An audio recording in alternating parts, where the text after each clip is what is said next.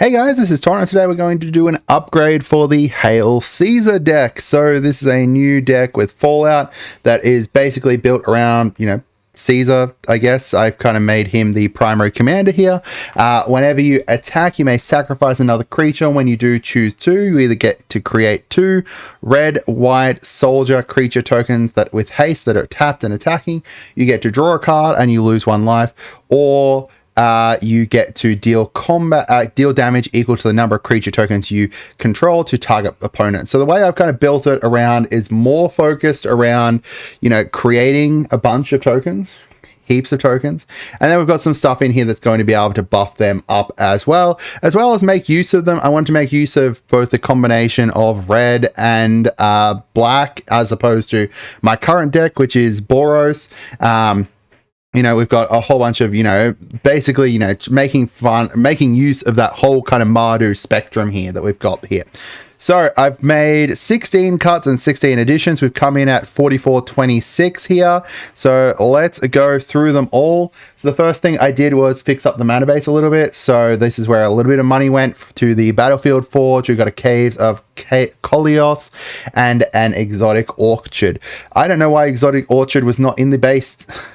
Like this is in so many precons and stuff, and this is one that I think it would have suited well in. So I don't know why Exotic Orchard isn't in there. I'm happy to have it in here. I think it's a good idea.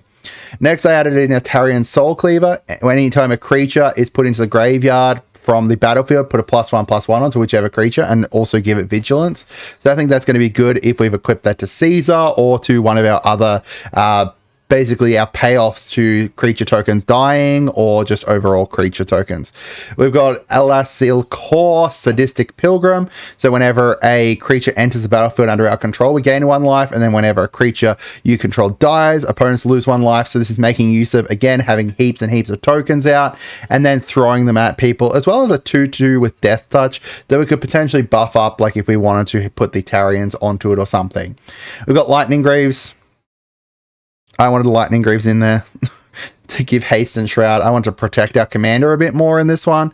Usually I'm a little bit more hesitant to kind of add in Lightning Greaves, but I think that they're worthwhile adding in here as kind of protection for Caesar or for any other payoffs to create tokens and stuff.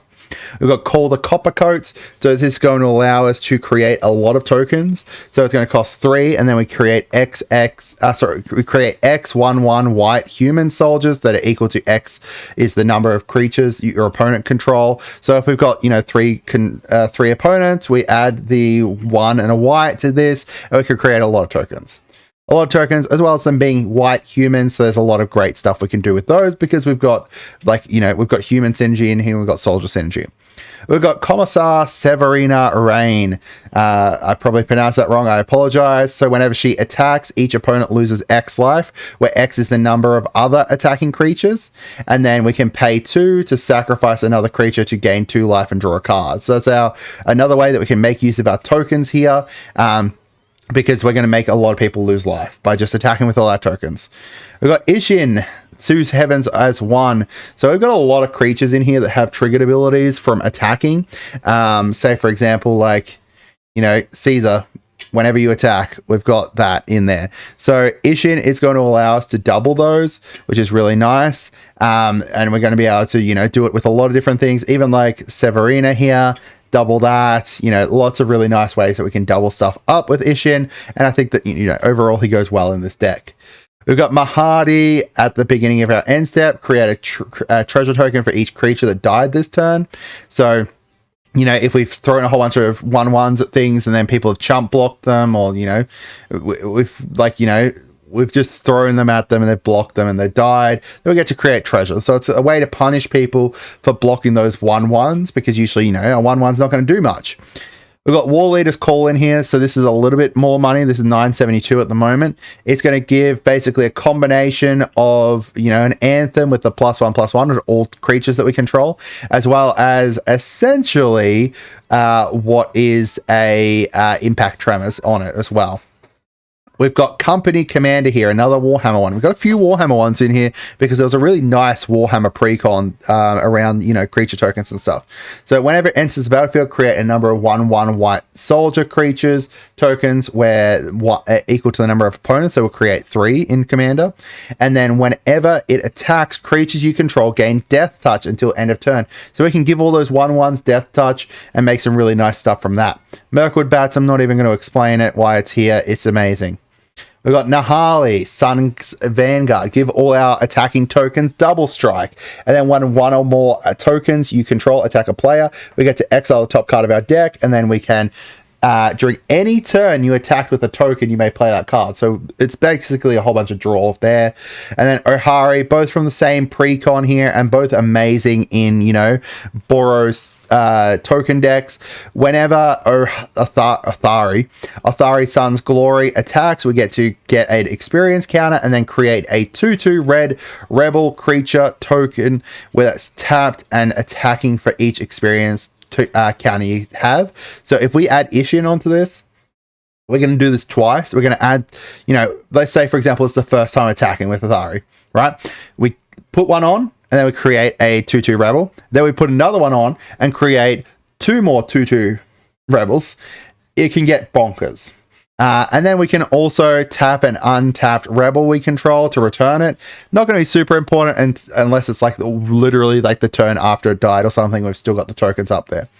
Virtual Loyalty, here's where a bunch of the money's gone.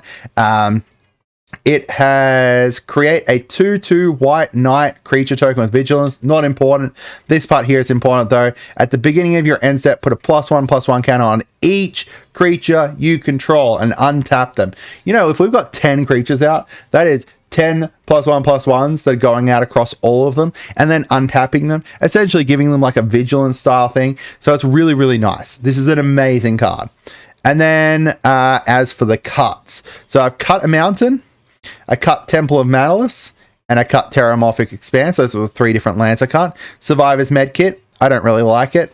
Pay 1 and then choose to draw a card, create a food, or lose all our rad counters. It's too niche. Like against the other, like, you know, precons, it might be better, but I just don't think it's great in this deck. We've got Butch Deloria Tunnel Snake. So it's going to attack and then get +1/+1 until end of turn for each other rogue or snake. But we've got to pay to put like menace counters and turn things into rogues. I just don't like it. I don't think it's great for this deck. We've got Intangible Virtue. I replace this with the other with War Leader's Call, which makes it all things get +1/+1 and do the little impact tremors there. I think that's just better than this. Martial Coup. We've got like 3 board wipes in here already. And board wipes that are going to, you know, destroy all non-token creatures or destroy all other stuff from other people. Martial Coup is good, but I just don't think it's great. Like, I think it's like it was like the 3rd or 4th best, 3rd or 4th best board wipe in this deck, so it's got cut. We've got Aradesh the Founder, Enlist, and then whenever a creature you control attacks, if it enlisted a creature this combat, like that's good, except for the fact that we don't want to be enlisting things. This is literally the only thing with enlist in here. I just don't think it's great compared to everything else we've got. Bubblehead got cut, both of them. You know, we've talked about Bubbleheads in the past. I think that you need more than, you know, 2 Bubbleheads in here. Pay 4 to create potentially 2 1/1 white soldiers is awful. And the luck, you know, we're never going to hit this. We're barely ever going to be able to get these even results. I think that there's just, you know, better ways to go about this, and I just don't think the Bubbleheads are going to be it. We've got Mr. House. Unfortunately, he got cut. The second kind of second commander for this deck, but he just overall just doesn't have a huge amount of synergy with this deck. We're not going to be rolling dice that often, besides if we had the luck Bobblehead in there and he rolls dice, but I'm not going to pay 4 to roll the dice for the chance of creating a robot and for the chance of creating a treasure token. It's just not going to be great. We've got Ruthless Radrat. Yeah, it's got squad and be able to create things, but exiling stuff from our graveyard, I'd rather just bring it back instead. Keeper of the Cord, good, but overall, I think that there's just better stuff in here. I don't think we necessarily need, you know, the ramp late game or the white soul, like one white soldier at the end of each end step. It's not too bad. This is like basically the 16th cut kind of thing. Like it almost got in, but I just think it needed to be cut. Then we've got Rose. Unfortunately, Rose got cut as well. Create a junk token for each opponent you attacked, which is nice. And whenever you sacrifice a junk, add red.